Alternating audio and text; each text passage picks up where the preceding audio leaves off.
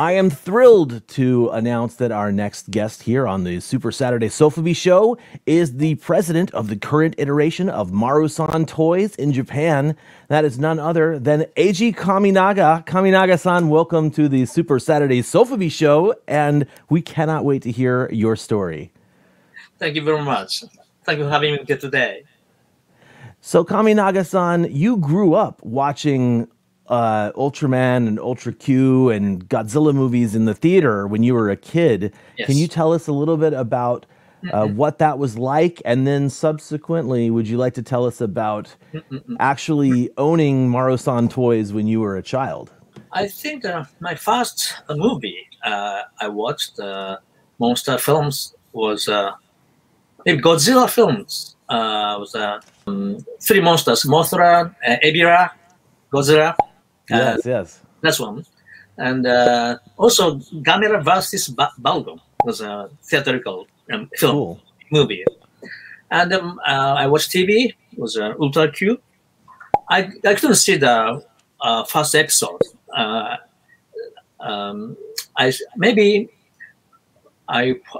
watched Ultra Q first was a monster Mongler. You know that's. Mongler. Yes, the giant mole. Yes. Yeah. That was my first time to see the Ultra Q. And when I was shopping with my mother and in the supermarket, there was a toy store in the supermarket, and I saw some kids are gathering there, and then I saw the first time to see the Marusan's Monster Sofubi. And at that time, I knew the Kanigon, Garamon, Pegira, that kind of monsters. I wanted Garamon, Kanigon, and popular monsters, but already other kids are taking and buying and sold out popular monsters, and only available. Marusan monster at the time was Goro and Gomez, but actually, but actually, I didn't know that this is Goro or Gomez. I didn't know because that I missed this episode. Oh, right, because they're in the first two episodes of Ultra Q, right? Yes. So, and also not so many information available at the time. Other magazines, a little bit magazines and books, but I didn't know that. That's monsters, Gomez and Goro. I just took the Gomez. That's my first monster. That's awesome. Gomez is one of my favorite monsters, actually. So Gomez, your very first Marusan toy, but you hadn't seen the episode yet. Was that the first in many of the toys that you had as a child from the Ultra series? Yes, but unfortunately, my Gomez was not a first version. That's I mean Gomez, Marusan Gomez, first version very expensive. Because first Gomez, like Ultraman, Ultra Q monsters, like Gomez and Goro, Pegira, and Garamon, those four monsters. First production was only about 500 pieces only. Because when the Marusans brought the samples to the wholesalers, the reaction of the wholesaler not so good at all. Because monster and monster is weird, like at the time. Now monsters are a popular character, but at the time, monster is something like more, like weird, like especially parents,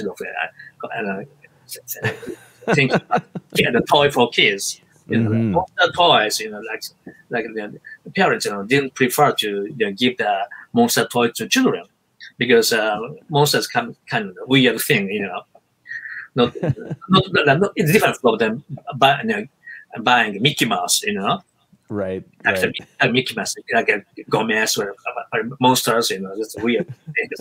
So because the adults, and the parents, or adults thought that way, and the wholesalers, the reaction of the wholesale not good at all. Therefore, those 4 items: Gomez, Goro, Pegura, and Garamon was made fast productions only about 100 pieces of each. And but right after the first initial sales, got so many back orders. Like after the this 500 pieces the market, then everybody jumps on the train, right? So many back orders. Therefore, first initial productions are only about 500 pieces. Therefore, that's fast for these 4 monsters were made from master molds. That means Sofubi was make like first make the master molds, and after that make the production molds. Oh, okay. So, but very fast one was only 500, about 500 pieces. So not yet making the production molds. Therefore, fast Ultra Q, those 4 monsters are made from master molds. Therefore, only these 500 pieces of each were slightly bigger than made from the production molds. And also, Gomez, like a tail of Gomez, first production was movable, but after the production model, tail and body put together, Gotcha. so not movable. Also, Garamon's tail and production mold was tail and body put together. So therefore, eventually that made a difference, difference between first production and after the second production. First production was tail movable. After the second production made from the production motor, tail not movable.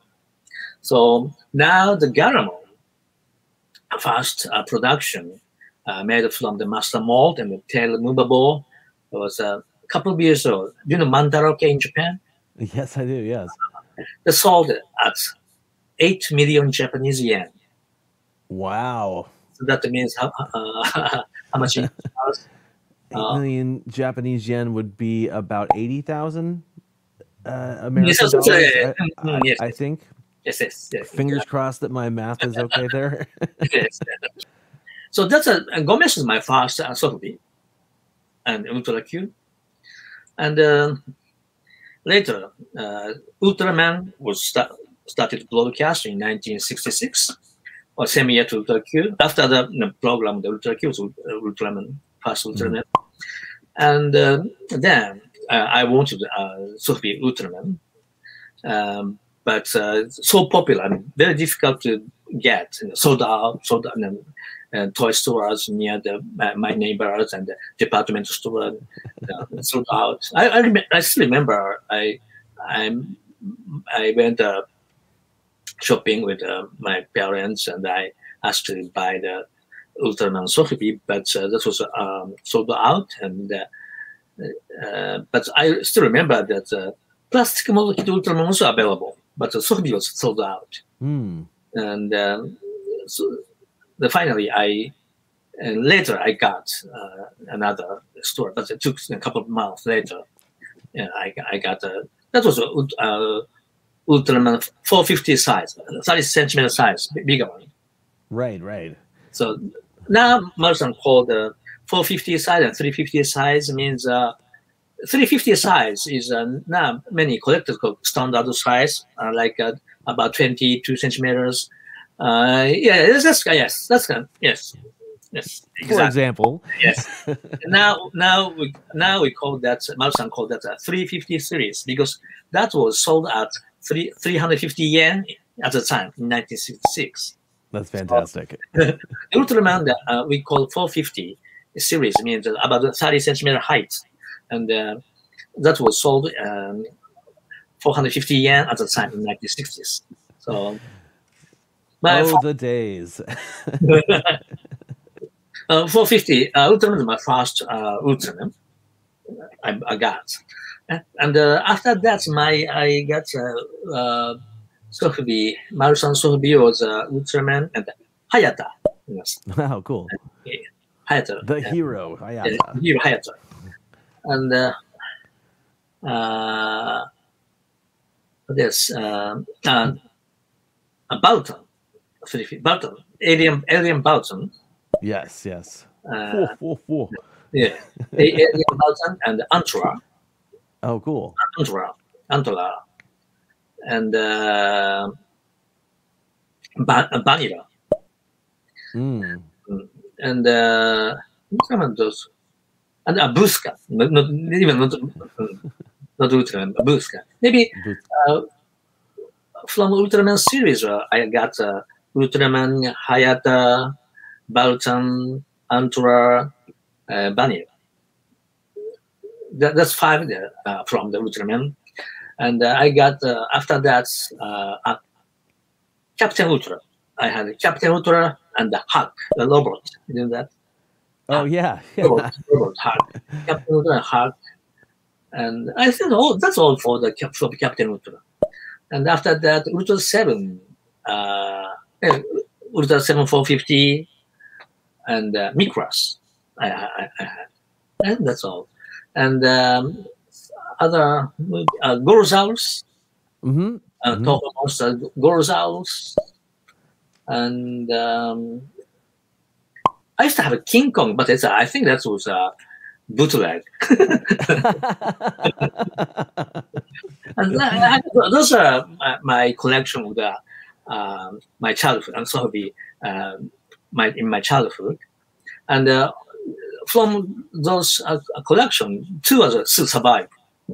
Still around today, huh? Only 2 pieces, Antara and Buska. These 2 are still survive.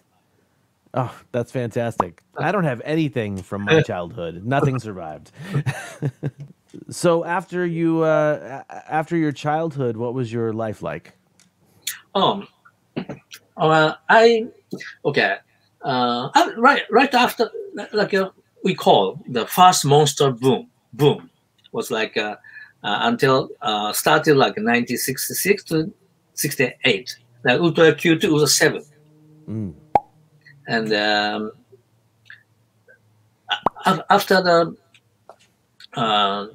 first monster boom, there was kind of a big sports boom, and I used to play baseball. I belonged to the boys in the baseball team, and in my generation, there's many kids, in elementary school, middle grade, playing baseball. And after that, second monster boom came, like Return Ultraman or Toho series, or like a Hedora, some 71 to 72. And also at that time, we called the Henshin boom. You know, Henshin. Yes, Henshin. Like a Masked Rider or Sky. Yeah.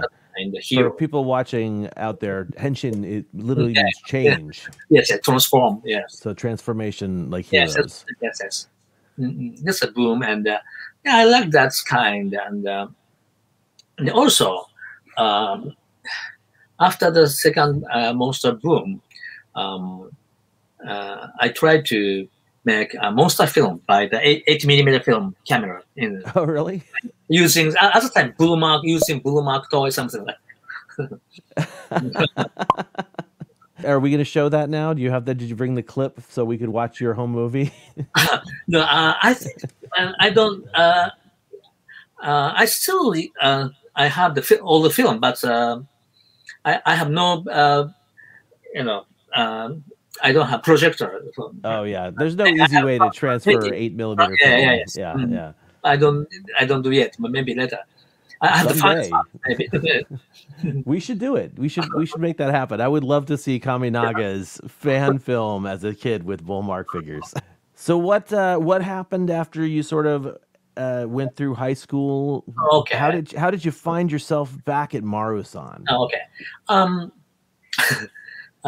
When junior high school, when I was elementary school, maybe sixth grade or fifth grade, sixth grade, I started to make the 8 millimeter film, like a monster films, like using blue mark toys and maybe like modified toys. Like I remember the blue mark Godzilla tin toy, adding an extra phone and make original monster and and then making the films and so I started to. I'm interested in making films and junior high school. I was making films like not only monster films like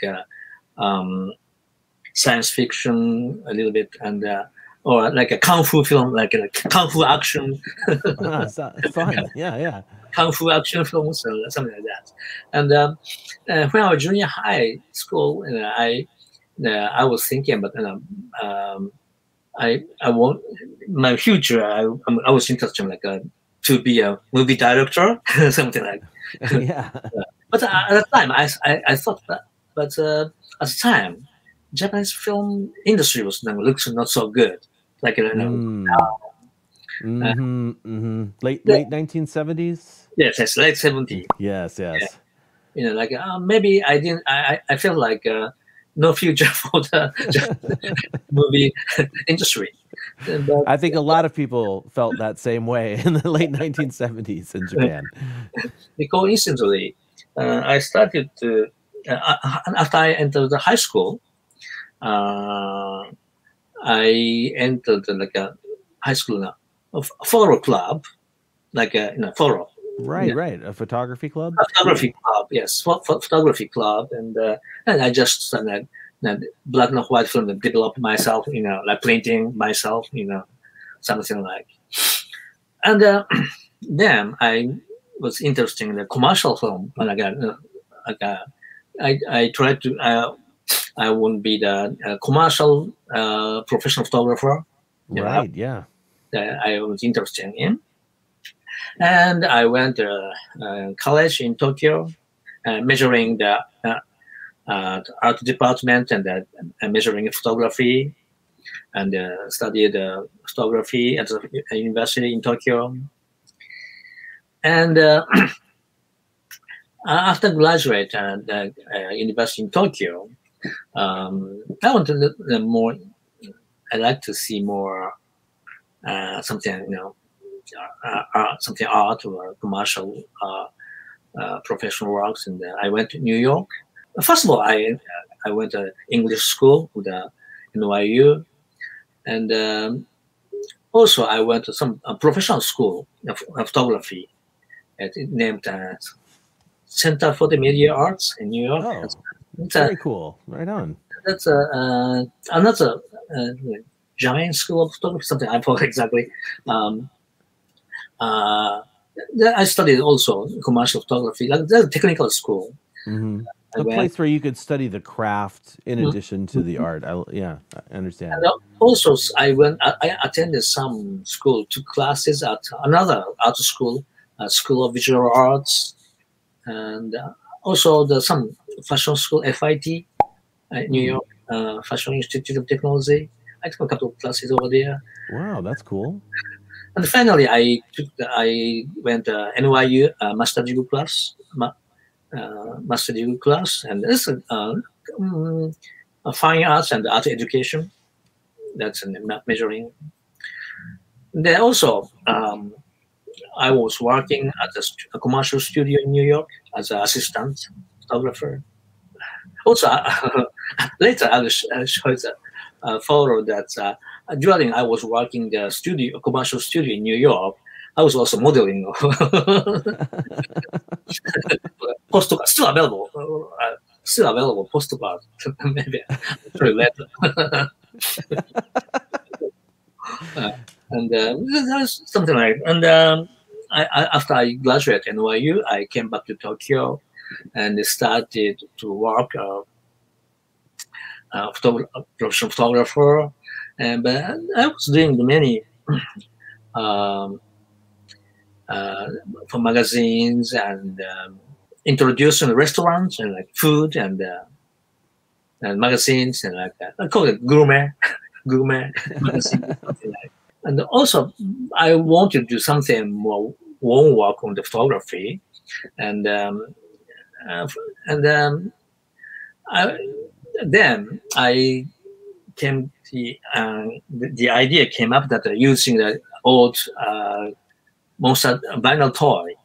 At the first, I was thinking about more kind of a art purpose, uh, like using the toys. But after that, after I started to do that, the concept hasn't changed. More like entertaining. And then like a more my childhood. Remembering my childhood and enjoy more like what I was doing in my childhood. That's a document of that, like in my childhood, something that concept changed. That's my photography called Ultra Q, and that's a book about book, and I took the um, monster Sofubi, and that time I only my Sofubi 2 pieces available in a Survivor. Only Oh, right. Yeah, you're survivors. Ultra and the Blue Scout Survivor, and the other Sofubios are borrowed from the collectors and or some collectors. Some of them from the those shops, selling the vintage. Right. Godzilla, yeah. Good old Gojira, Yeah, borrow from the yes, and I took the I made a photo book Ultra P in 1989, and after that I was doing a little bit different business, like a little bit apparel and business apparel and also some like a little publishing and then after that um, I met the Marusan's president at that time. Oh, okay, cool. Because my friend was working for the TV station, and he wanted to use some Marusan original character for his TV program. Oh, cool. But he didn't know how to get permission, because even me, I didn't know that Marusan still exists because Marusan was bankrupt 1968. Right. But actually, next year, 1969, rebuilt. But that's not so many people know about that because so different, after bankruptcy and before bankruptcy. After even though rebuilt, the company is a very small company, compared to before bankruptcy, and also Marusan was rebuilt, but not after 1980s.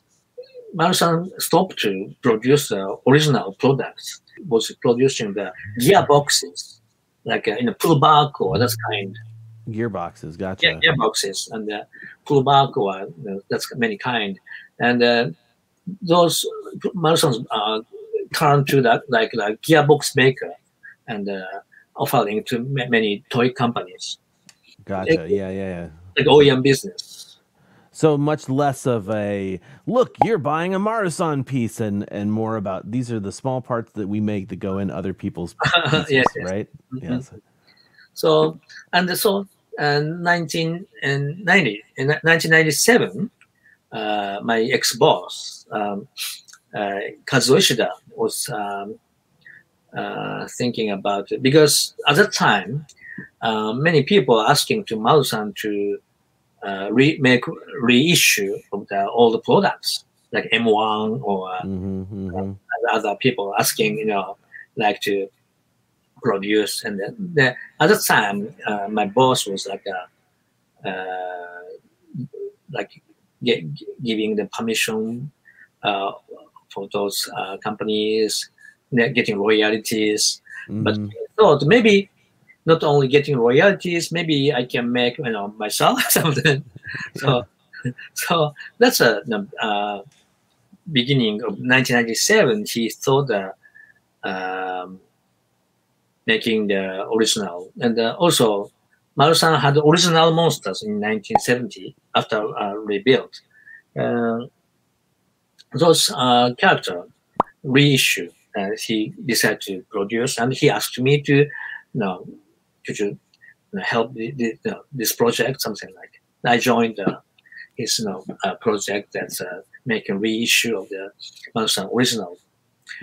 Cool. So, So relaunching Marusan's original kaiju. so now, okay, I talk about original, original kaiju story about original kaiju, because Marusan produced many vinyl monster toys since 1966 until the bankruptcy in 1968. Ultra Q series, Ultraman series, Captain Ultra series, Ultra 7 series, and the Godzilla and the Toho Monster series, the other Gamera, some middle-sized Gamera, Daimajin, and Gurala, so many different kinds monster Sofubi produced. And bankrupt in 1968. And next year, 1996, Marusan was rebuilt, but also same time, Marusan's ex-employees established a new company named Bulma. So the Marusan started, after the rebuild, Marusan started producing plastic model kids, and but Bulma started to produce vinyl monster first, Oh, right. Yes. and took major licenses. So, and after that, Marusan also want to make the produce the vinyl toys, but already major license, Bulma took, so there's no available license. Therefore, Marusan took only anime Norakuro. That's Norakuro, dog, Norakuro, and then Marusan decided to produce their own original monster. So even though to me, some of them, to me, I feel like it's very some of them very original, but some of them very close to bootleg. So so um, so that's a story of how the Marusan original monsters were born. It was 1970 and 71. Which mostly produced original uh, toys. But also, not only Marusan, many some toy companies producing original monsters, such as Yonezawa was producing the other original monsters, and also like a kind of bootleg Hedora or something like. There's at that time that's at that time the second monster boom, and there are some many bootlegs, and also like Marusan's like gray zone, like between Gotcha. original and the bootleg. I understand. So that's a story about how Marusan's original monsters are born. So tell me a little bit about what you brought to Marusan when you were hired in the early 1990s. Middle 90s. So that's making a reissue of the Marusan's original was the idea of my ex-boss, Ishida-san. After that, I was in charge of the making Sofubi.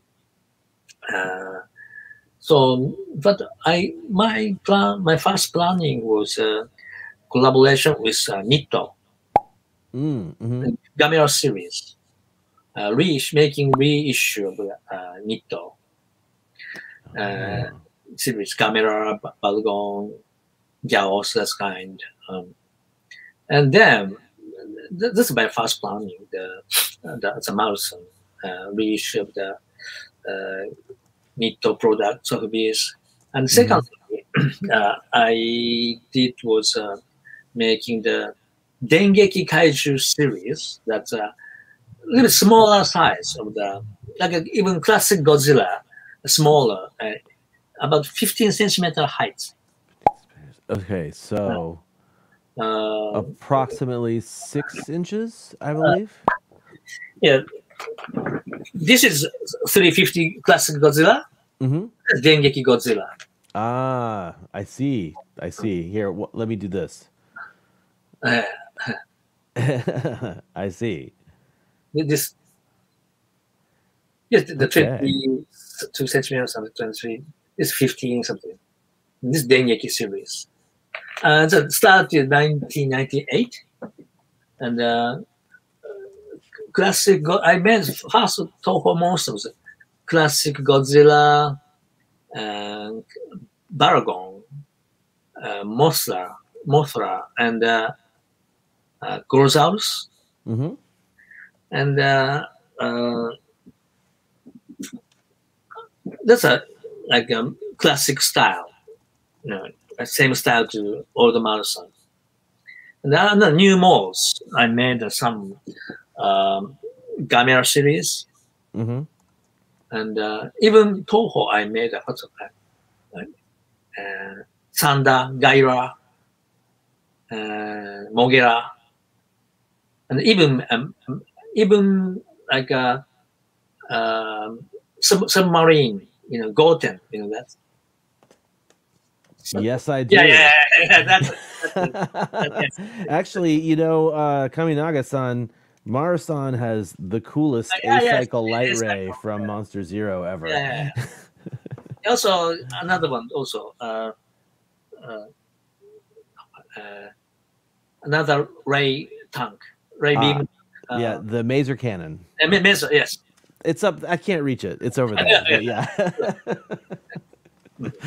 So literally, some of my favorite pieces that Marusan has done have been the vehicles and the flying kaiju. So I can't take them down, but Gigan and Rodan are up hanging from my ceiling. Yeah. Even though flying series not so selling well than compared to regular version. I'm weird. Anyway. Yeah, also I made a swimming version. Oh yes, the swimming Godzilla, yeah. Yeah, classic Godzilla swimming. But actually, it's so funny.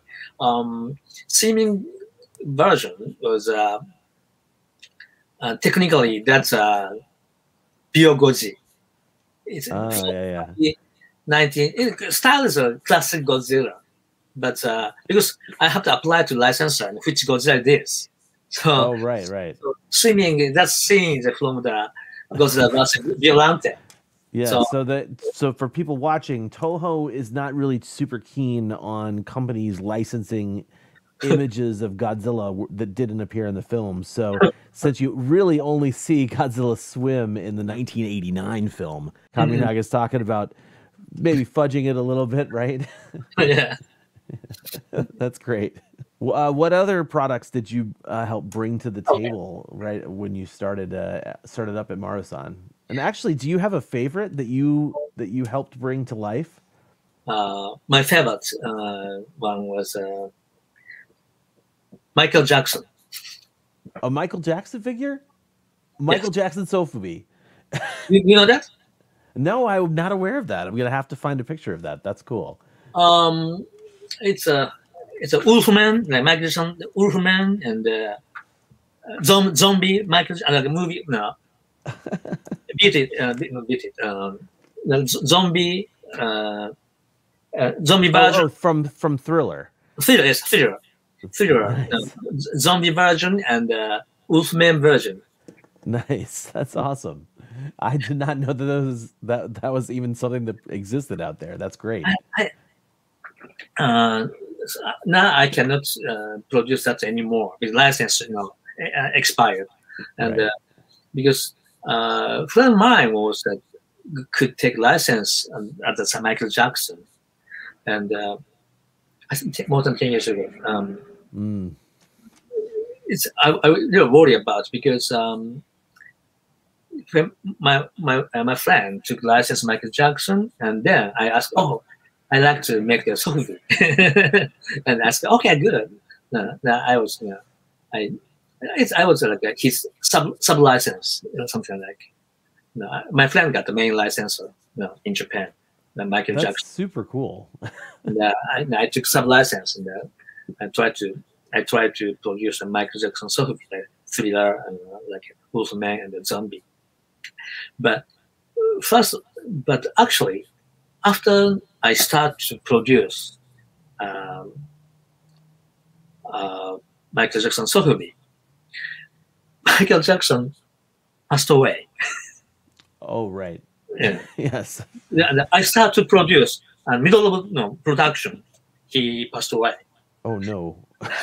And then a little bit license part a little bit complicated, became complicated. But finally, okay, I worry about it. Right after the death of Michael Jackson, like a contract of the license, a little bit mess, but finally, okay, and I could sell the Michael Sofubi, but only 1 year, contract and no more. Those tricky short licenses. I'm looking at pictures of it right now. That is pretty cool looking, man. And he has the swappable heads. Yeah, and can take. That's brilliant. That's brilliant. So tell me a little bit about Marusan today. What is it like being the president of Marusan? And tell us a little bit about how you're making Sofubi for today's market. Okay. First of all, I didn't think that I would be the Marusan's president. Because after I went to the Marusan, my boss, Shida-san, was already cancer. And he passed away after I entered. 2 years later, I entered the Marusan. And he asked me to take care of Marusan to me. And I was, at that time, I felt like working for Marusan was kind of fun, but to be president of Marusan is a different story. In a more financially, like run company is difficult, and especially that Marusan has a lot of problems. So it's not so happy thing to be president of Marusan. But she just asked me to,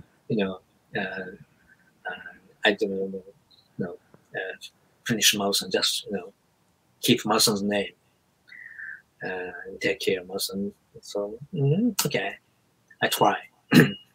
Yeah. And also, actually, when I entered Marusan, I told you today before, like producing gearboxes and also doing the many subcontract business. Like actually, I was doing so many like Pokemon, candy toys, and I was in charge of production. This was made in China using the China factory. Now, all Marusan Sofubi made in Japan, but made in Japan. But those OEM business and also Marusan's subcontract business using factory China. So many like these bags. I produced a long time ago. Oh, cool. And also I a little bit tried made in China, like fast Teteros series. I made in China because using the injection parts and so I tried to I just said that about 20 years ago. I tried to produce more much like a sort of mass production, more quantity and more market, not for only collectors, but more bigger, even collectors more bigger size, quantity. And I tried to fast Tetris series robot, as mentioned. But after that, back to Japan. All my original products are all made in Japan now. Yeah, and back to Marusan's roots too. Yes. Yes. And so 10 years ago, about 10 years ago, I was doing the business, subcontract business, and also Sofubi, both doing. And but from about 10 years ago, yes, the direction was changing, more concentrated to original products instead of the subcontract business. And especially these 10 years, fortunately, many collectors from many countries, other countries like Taiwan, Hong Kong, United States, and even Brazil. So now, direction Marusan is concentrating the Sofubi, and but the market is not only Japan but also internationally. Try to sell, but there's some problem that some licensing like limited to domestic license, but some of the international. Therefore, I try to international license and some original in order to sell internationally. Try to make more original items, as well as other licensed products like Godzilla series, even the Ultra series. Now I can sell internationally. Oh yeah, that's cool. That's good. Now I'm going to more extend the Ultra series to internationally. So next one is so now the Godzilla Mecha Godzilla transparent. Mecha Godzilla is very popular, selling very well now, and but unfortunately, there's license on domestic license. I can sell only in Japan. And then next, now what I'm doing is transparent King Jaw. Cool. And that I can sell it internationally. So coming this year, now I'm fantastic. Making the molds and maybe coming maybe this summer coming. So I can the international. So and that'll be great. And also I'm interested since I attended Taipei Toy Festival 3-4 years ago. I joined. I've been there, and I knew that not only monsters, there are some many Sofubi. There's so-called designer Sofubi. Right. So, yeah. We're talking about a lot of that during this whole event today. Yeah. So many, many. Actually, when I was so surprised was when I went to a Taipei Toy Festival. There's a huge, space, and so many booths, and but like I brought my stuff, products like Ultraman or the international license products, but at the show, Taipei Toy Festival, like licensed products are kind of minority, like Right. there's some people are selling Sofubi, but they're mostly selling the original, Yeah, yeah. not It's even so-called license, just it's designer. very yeah, it's very different market. The Mhm. designers So, self-based market is yeah, very yeah, different than the kaiju yeah. collectibles. Yeah. Then, so that was interesting. That's kind of also market, and as well as I've been doing the monster. Um, then I started to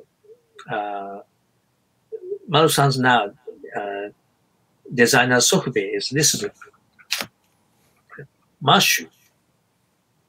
This is Mm. designed by Asaka Kubo. She's a actress and singer, and she used to work for Marusan's Tedros campaign girl for a long while.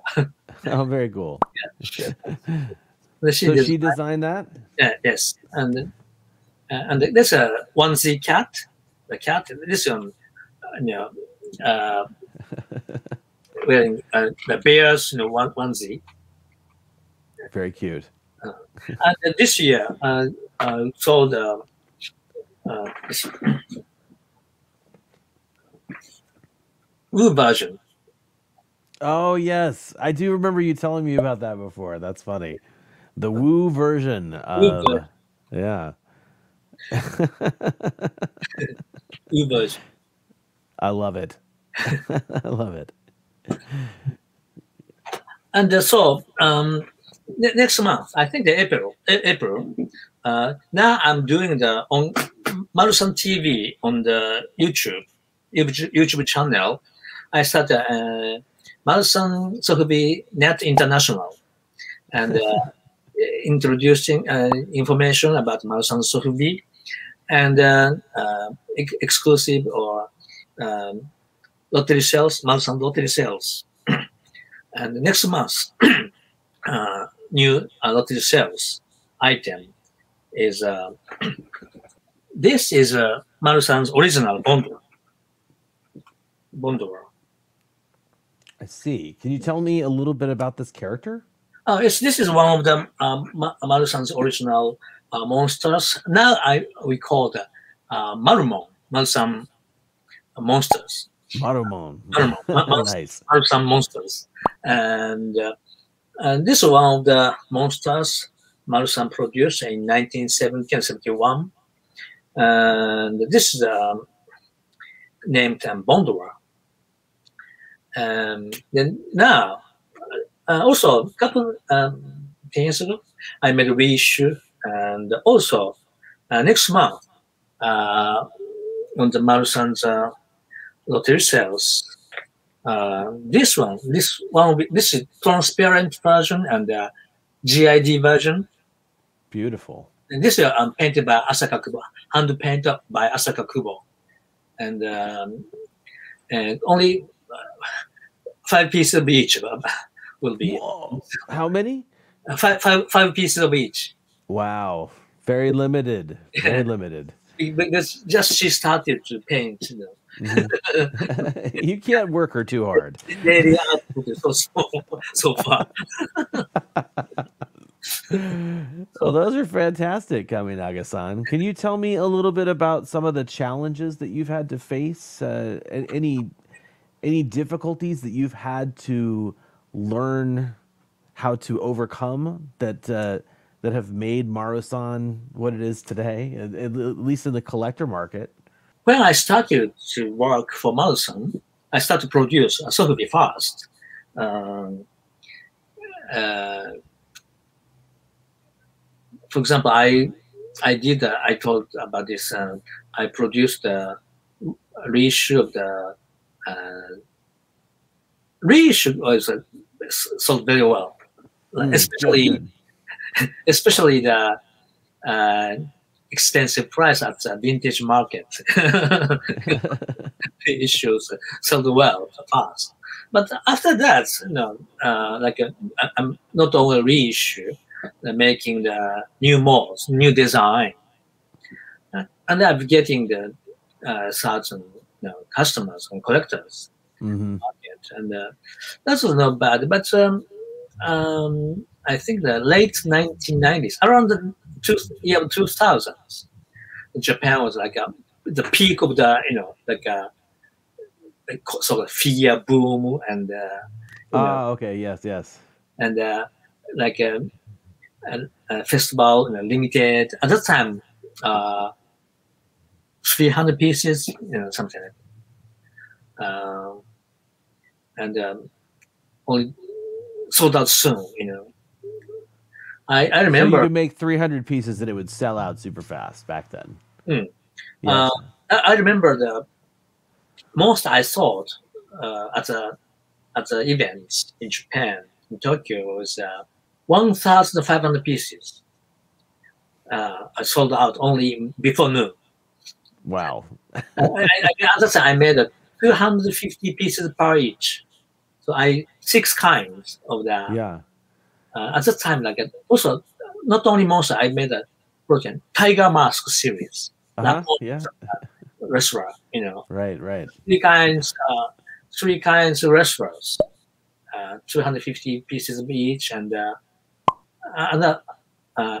four kinds of restaurants, 250 pieces each. That means 1,000 pieces, and another like Gamera monster, something Baragon, whatever, monster two kinds monsters, 250 pieces of each. So totally 1,500 pieces I sold as an event, and sold sold out before noon.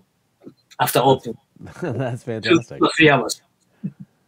Wow. But that was you said 2002 And or that 2003? I thought it was 1999 something. 1999. Oh, okay, 1999. Yeah, something. The 2000 peak, like it start going down or something. Right, right. So you've been through that valley, and now how's Marusan doing? Or I mean, I'm loving what you guys are putting out. Okay. Because actually, even though at that time, Marusan's even the peak of the 19 at that time, sales of the Sofubi was not so much compared to Marusan's in the Marusan annual sales.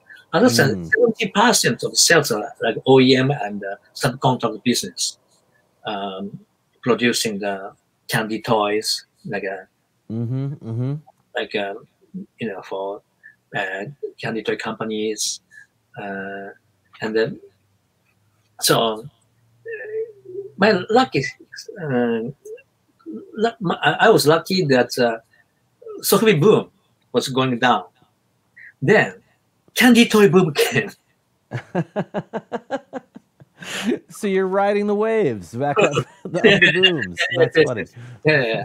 Then 2002, I produced the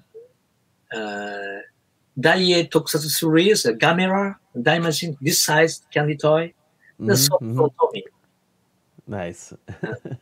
And Yokai series. Did you say for Tomy? Tommy, yes. Ah, I have. Examples. Yes, that's it. Yes. That's it. That's great. I didn't realize that Marusan produced these for Tomy. That's great. Oh, that's the box says Marusan's, made by Marusan. Ah, fantastic. Very cool. Yeah, I really like that today I can get excited over Marusan's releases that they're putting out today.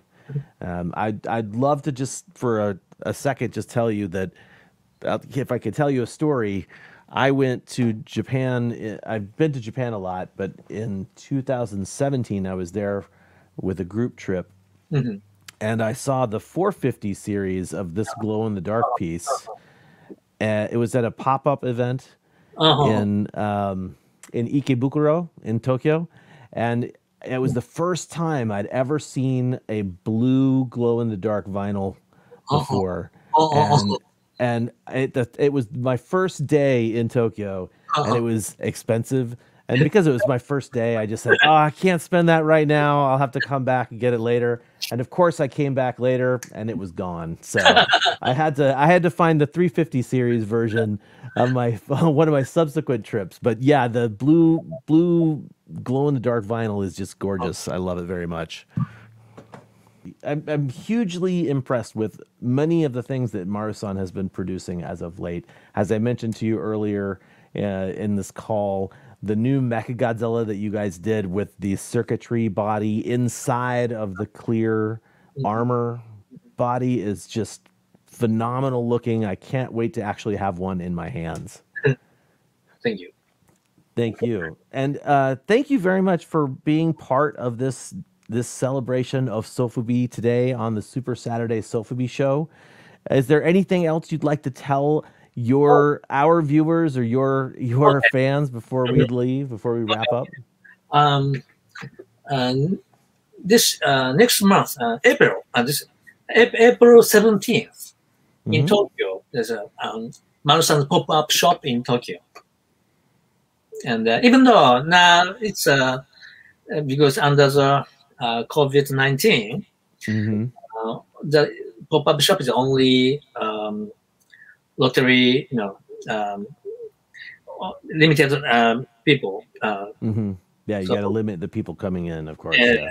And by lottery, apply and lottery, and then next pop-up shop. I'm going to show this Mechagodzilla, little bit black transparent, black clear. Beautiful. How's it? Black clear or smoky, translucent, clear. Yeah. Something like that. That's version. Fantastic. And new color of the Violante GIG. Very cool. That is big. So glow in the dark Violante? Yes. New color. So those are mid-April in your pop-up shop. I'm sure we'll be flashing up some cool graphics too. April 17th. Saturday. April 17th. Saturday. I think this should be Saturday. Yes. Well, you've been keeping yourself really busy, Kaminaga-san. I follow you on Instagram. If people aren't doing that already, they should do so, because I feel like I see Marusan pop-up events happening all year round, and I wish you the best of luck. I hope the best things for Marusan. I can't wait to see how you continue to expand and improve the business and your Sofubi production and all of that good stuff, man. And thank you so much for being part of this. Thank you very much. Thank you for having me today. Thank you. All right.